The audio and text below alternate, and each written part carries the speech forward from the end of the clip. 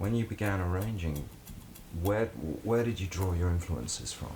Stan Applebaum. Stan Applebaum was the man who did all the arranging for Lieber and Stoller, all those Drifter records. That was the first arranger I really became aware of. Lieber and Stoller, I think, were probably the first producers that used big choral groups and strings and horns on rock and roll records, the Drifters' early records. You can dance every dance with the guy who gives you the eye, let him hold you tight. You can smile every smile for the man who held your hand neath the pale moonlight. But don't forget who's taking you home and in whose arms you're gonna be. So darling, say the last dance for me.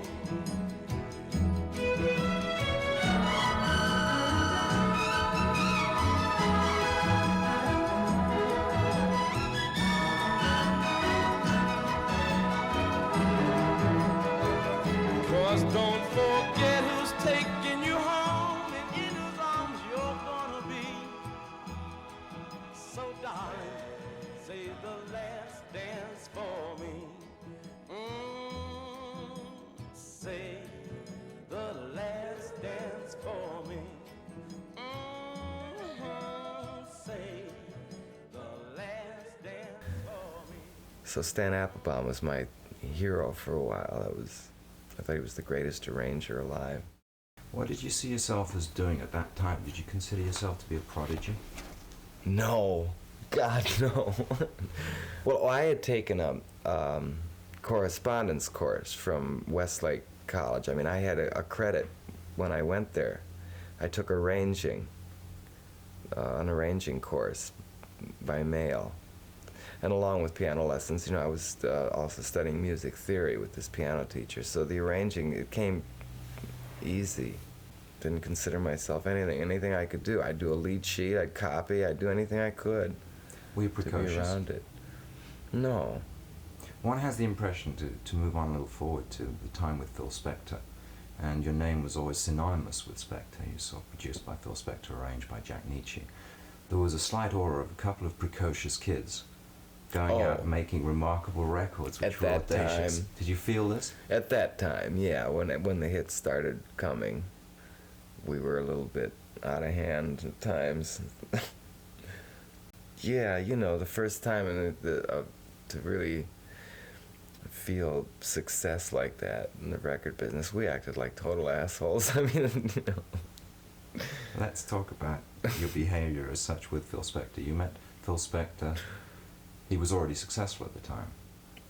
Yeah, not as much as later on. And the first record you collaborated with him was? The Crystals. He's a Rebel. Gene Pitney wrote the song.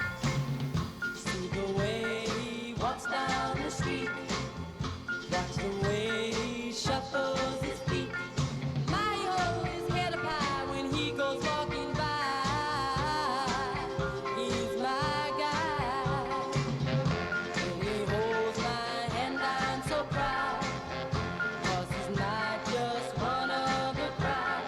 My baby always the one to try the thing they've never done, and just because of that they say, hey, he's a rebel and he'll never ever be any good.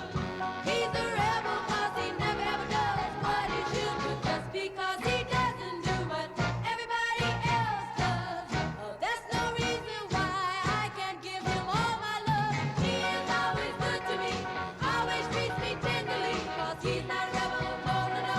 He's not a rebel, no, no, no, to me.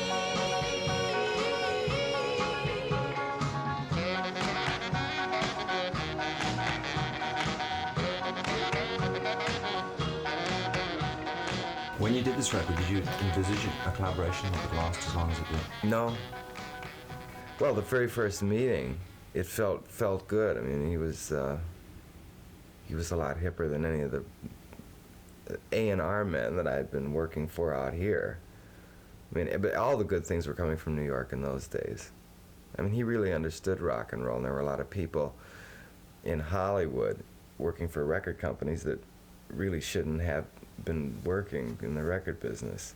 I don't think, and they aren't anymore. I run into them once in a while, working in Communications. No, well, some of them have been lucky enough to do that. Others have got laundromats and